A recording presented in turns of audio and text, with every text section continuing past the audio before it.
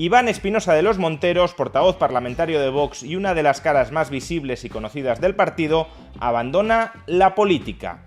¿Cuáles son las implicaciones de todo ello? Veámoslo. Iván Espinosa de los Monteros deja la política.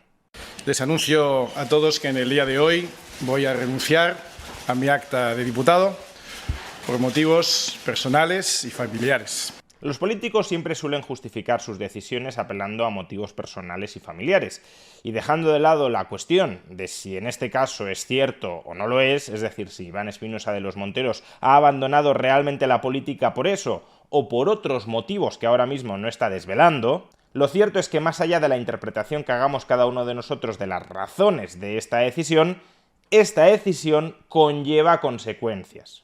Y esas consecuencias afectan fundamentalmente a dos cuestiones. Por un lado, el alineamiento ideológico de Vox, y por otro, la entereza programática de Vox como alternativa política. Primero, sobre el alineamiento ideológico de Vox. Los partidos políticos, todo partido político, está compuesto por familias ideológicas que en el fondo son familias de lealtades. No hay ningún partido político que sea un bloque ideológico monolítico, donde todos tengan exactamente las mismas ideas.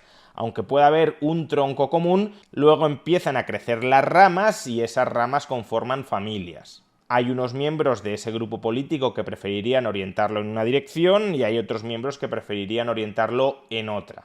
Y cada familia tiene sus propios líderes, sus propios referentes, que de alguna manera aglutinan a todos los demás miembros, muchas veces no visibles, que integran esa familia. Pues bien, Iván Espinosa de los Monteros será claramente el líder de la familia que podríamos denominar liberal dentro de Vox. Estoy utilizando este adjetivo ideológico, liberal, de manera muy laxa. Es decir, no estoy evaluando si esas personas serán liberales en términos absolutos o escrupulosos del término. Meramente me estoy refiriendo a que eran más liberales, especialmente en lo económico, que el promedio de Vox. Por supuesto, al lado de un libertario o de un liberal clásico podían ser personas bastante poco liberales, bastante alejadas del liberalismo, pero en relación al resto de miembros de Vox, ese grupo de personas lideradas formal o informalmente por Iván Espinosa de los Monteros sí eran, desde luego, más liberales, bastante más liberales que el resto de Vox. Pues bien, esa familia liberal dentro de Vox ha sido totalmente desarticulada, totalmente liquidada. Tras los resultados de las últimas elecciones generales, prácticamente ya había quedado para el derribo. Básicamente porque algunos de los miembros de esa familia liberal ni siquiera habían sido incluidos en las listas, mientras que otros que habían sido incluidos en las listas no lograron en las elecciones su acta de diputado. Quizá el caso más destacado de miembro de Vox dentro de la familia liberal fue Rubén Manso, que no fue incluido en las listas. Pero también podríamos mencionar a otra persona que tampoco fue incluida en las listas y que desde luego formaba parte del grupo de Iván Espinosa de los Monteros. Y me estoy refiriendo a Víctor Sánchez del Real. No solo eso, como he dicho, otras personas también más o menos afines, más o menos cercanas, al menos simpatizantes con el grupo liberal dentro de Vox, si bien fueron incluidos en las listas, no lograron su acta de diputado. Este es el caso, por ejemplo, de Francisco José Contreras, que iba como número 2 en Sevilla y no logró salir elegido, o de Víctor González, que iba de número 1 por Salamanca y tampoco salió elegido, o de Inés Cañizares,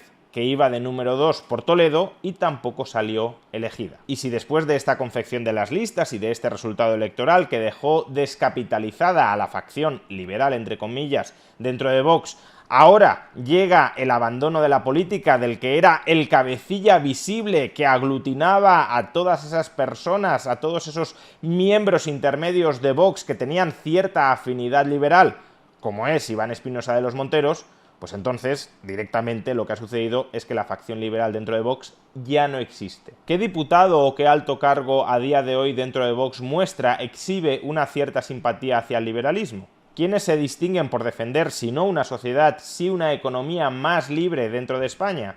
No los hay, por eso digo que la familia liberal dentro de Vox ha sido liquidada.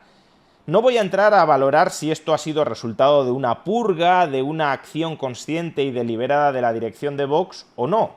Simplemente estoy constatando los hechos, que ya no hay familia liberal dentro de Vox. Y por tanto, si una de las familias ideológicas dentro de Vox ha desaparecido a todos los efectos, cabe esperar que ahora el partido se oriente hacia las posiciones que quieren marcar las otras familias. Y la familia ideológica hoy predominante dentro de Vox es la nacionalista filofalangista que encabeza Jorge Buxadé. Jorge Buxadé se hizo inicialmente con el control del grupo político de Vox en el Parlamento Europeo. Posteriormente consiguió colocar como secretario general de Vox, es decir, como número 2 formal del partido, a Ignacio Garriga, que es una de sus personas de confianza y que también integra a esa familia nacionalista filofalangista, y ahora todo apunta, veremos qué termina sucediendo, pero todo apunta a que se hará también con el control del grupo parlamentario en el Congreso de los Diputados de España. Porque hasta el momento Iván Espinosa de los Monteros era el portavoz parlamentario, es decir, el que organizaba, dirigía el grupo parlamentario de Vox en el Congreso. Ahora que Iván Espinosa de los Monteros se ha ido, habrá que reemplazarlo y cabe suponer que la persona que lo reemplace será una persona, de nuevo, del entorno de confianza de Jorge Buxadé. Insisto, no hace falta especular si Jorge Buxadé ha tramado un plan para cargarse a la facción liberal y a Iván Espinosa de los Monteros. Da igual, el hecho es que ha sucedido, hoy no existe facción liberal y la facción de Buxadé, nacionalista y filofalangista, tiene prácticamente todo el control de Vox. Esta es por tanto la primera consecuencia, referida al alineamiento ideológico de Vox, del abandono de la política de Iván Espinosa de los Monteros. Pero existe una segunda consecuencia, en parte derivada de la anterior.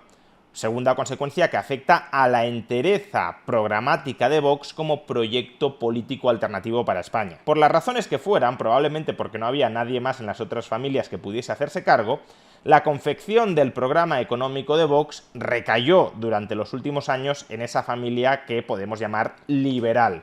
No es que las otras familias no intentaran meter el cazo, no intentaran influir sobre las medidas económicas. Esto, por ejemplo, se vio muy claramente en el último programa electoral del 23 de julio, donde ya se apreciaba un giro proteccionista, un giro anticomercio, un giro tradicionalista de las medidas económicas de Vox. Pero globalmente, y más allá de que las cuentas no cuadraran, globalmente seguía siendo un programa que tenía querencia liberal. Recortar el gasto, bajar impuestos, desregular, etcétera, etcétera. Pues bien, con la desaparición, con la liquidación de la familia liberal dentro de Vox, también se ha liquidado, desde un punto de vista más técnico y menos ideológico, a aquella parte del partido que estaba encargada de confeccionar el programa económico de Vox. Y la cuestión, desde un punto de vista técnico, programático, pasa a ser la siguiente. Sin Rubén Manso, sin Inés Cañizares, sin Iván Espinosa de los Monteros, sin Víctor González, ¿queda alguien dentro de Vox, dentro de los altos cargos o cargos intermedios, claro, no me refiero a militantes de base, ¿queda alguien dentro de Vox que sepa algo de economía y que quiera convertir la economía en uno de los asuntos clave del debate político?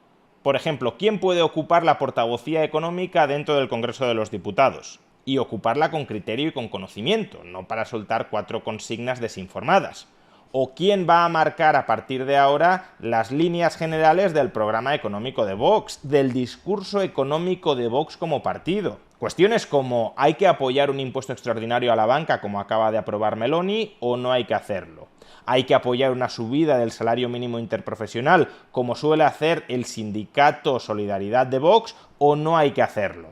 ¿Hay que defender una liberalización del mercado laboral o hay que oponerse a ella? ¿Hay que abrazar, aunque sea con matices, con excepciones, la libertad de comercio o hay que oponerse frontalmente a la misma y por tanto defender cualquier arancel que pueda llegar a colocarse en España o en Europa? ¿Hay que aumentar las transferencias sociales o no hay que hacerlo? Este tipo de cuestiones, que son las que un partido político tiene que responder cada día, porque cada día se tiene que posicionar, tiene que tomar partido sobre las distintas propuestas políticas que están encima de la mesa, este tipo de cuestiones, para ser respondidas adecuadamente, necesitan de una cabeza económica detrás, una cabeza económica que tenga conocimientos sobre economía, conocimientos sobre todo de base técnica, una cabeza económica que tenga una visión de conjunto sobre hacia dónde querría orientar la economía española, si hacia una economía más libre, si hacia una economía menos libre,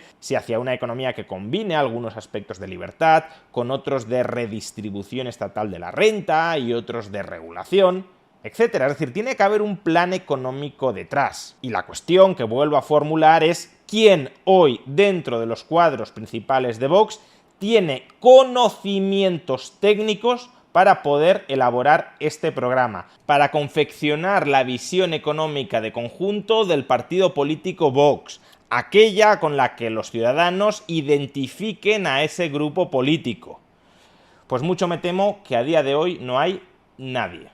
Y si Vox no tiene ninguna cabeza económica entre sus cuadros intermedios o sus cargos de mando, y no es fácil que pueda tenerla, porque una cabeza económica necesita actuar con autonomía, necesita confeccionar ese programa económico sin que desde arriba le estén diciendo coloca esto aunque no tenga ningún sentido colocarlo. Y claro, si tú no estás ya dentro de los puestos de mando, va a ser muy complicado que los puestos de mando hagan un fichaje externo al partido o asciendan a un militante de base y le digan tú no te preocupes, que ahora tienes plena autonomía, plenos poderes para definir la identidad económica de Vox. Nosotros no nos vamos a meter con lo que hagas. Evidentemente no va a ser así, no puede ser así. No van a regalarle una cuota de poder tan inmensa dentro del partido a alguien que hoy no tiene ese poder. Y por tanto, si se han cortado las cabezas económicas entre los puestos de mando de Vox, lo que va a suceder es que Vox va a carecer de un discurso económico sólido, técnico, coherente. Probablemente a lo que asistamos sea, por un lado, a una marginación de las cuestiones económicas dentro de Vox, no interesa la economía, y por otro, cuando se toquen asuntos económicos, porque no quepa otro remedio que tocarlos, porque estén en el debate público en ese momento, a una degeneración demagógica de ese discurso económico. La sustitución de propuestas con más o menos cierta base por consignas propagandísticas sin contenido. Y un partido político sin un discurso económico más o menos identificable y más o menos coherente es un partido político que no puede ser alternativa de gobierno, que no será percibido por una mayoría de ciudadanos como alternativa de gobierno. De ahí, en definitiva, que el abandono de la política por parte de Iván Espinosa de los Monteros, sean cuales hayan sido las causas reales que han motivado ese abandono, el abandono de la política por parte de Iván Espinosa de los Monteros vaya a tener dos muy importantes implicaciones sobre el futuro de Vox. Por un lado, la liquidación de la familia liberal o que veía con cierta simpatía, sin demasiada hostilidad, el liberalismo, sobre todo económico, dentro de Vox.